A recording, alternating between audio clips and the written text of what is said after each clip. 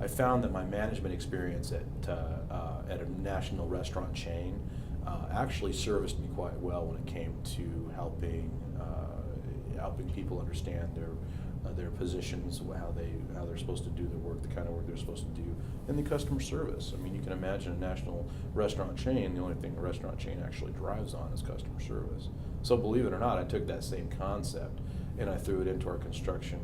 I threw it in our construction company.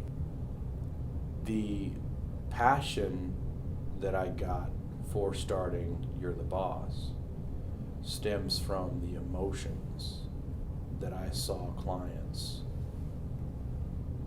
experiencing when their house got torn apart. And it had to get worse before it got better.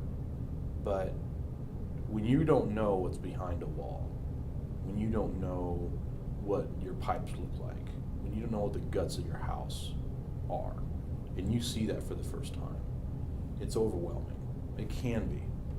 And if you're not there to look the client in the eye and go, it's okay, this is cool, and you're not there to say, this is what's going on next, this is how it's going to work, the client can go into some kind of a shock. If you have this exposure in your house for too long, obviously they're going to ask questions. Why does my house still look like this?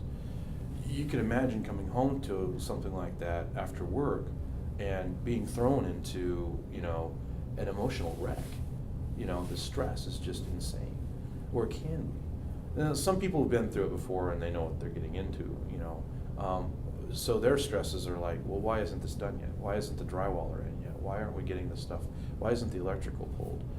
All these questions you start to formulate. What's the progress of my project today?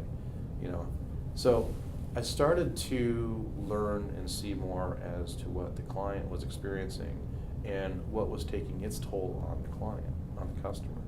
And I was very concerned about that. And I just really recognized that there's a huge lack of customer service in the construction industry.